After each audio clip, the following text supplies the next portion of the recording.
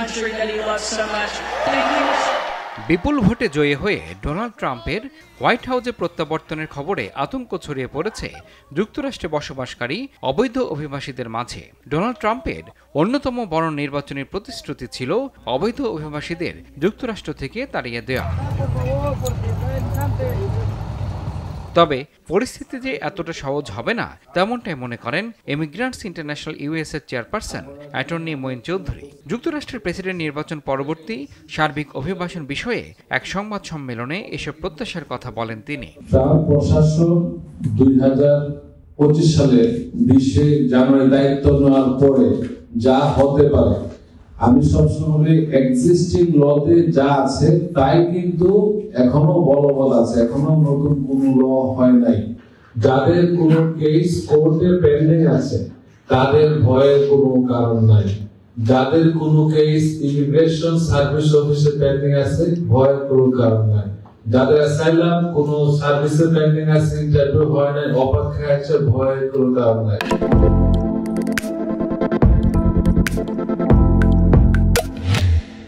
যাদের case deny হওয়ার পরে হয়তো বিআইএ বোর্ড অফ ইমিগ্রেশন অ্যাপিলে পেন্ডিং আছে, তাদেরও ভয়ের কোনো কারণ নাই।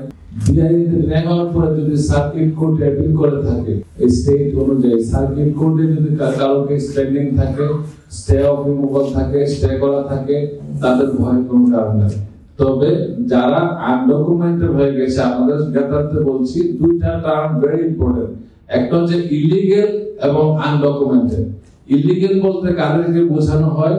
যাদের কোনো কেস সর্বোচ্চ আদালত কর্তৃক ডিনাই হওয়ার পরে তারা এই দেশে থাকার আর বৈধতা রাখে না। কারণটা একটা ইউনিভার্সাল ল, সবাই আমরা সবসময় বলি immigrants international voice of immigrants, immigrants যে দেশে যায় না কেন ওই দেশের ল তার উপর প্রযোজ্য। পাশাপাশি অবৈধ অভিবাসীদের চলমান মামলার জেরে এখনই যুক্তরাষ্ট্র ত্যাগের প্রয়োজন হবে না বলেও মন্তব্য করেন এই অভিবাসন বিশেষজ্ঞ। ট্রাম্প নির্বাচিত হওয়ার পরে আমাদের কমিউনিটিতে খুব বেশি আতঙ্ক বিরাজ করছে। অনেকেই বলতেছে তাদের গ্রিন কার্ড চলে যাবে, অনেকেই ঘুম হচ্ছে না, অনেকে বলছে সিটিজেনশিপ চলে যাবে।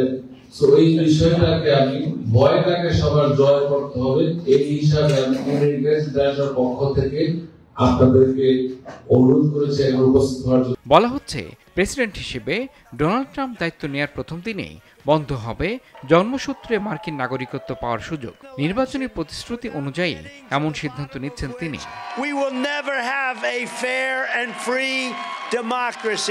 এদিকে ডোনাল্ড ট্রাম্পের রানিং মেট ভ্যান্সের তথ্য অনুযায়ী প্রতি বছর 10 লাখ অভিবাসীকে বের করে দেওয়া হতে পারে। ধারণা করা হচ্ছে এবার নির্বাচনী প্রতিশ্রুতি পূরণ করতে প্রেসিডেন্ট ট্রাম্প সামরিক বাহিনী থেকে শুরু করে বিদেশি কূটনীতিক ডেকে অবৈধ অভিবাসীদের বের করে দেওয়ার বিষয়টি বাস্তবায়ন করতে পারে। ইমরুল হাসান, RTV।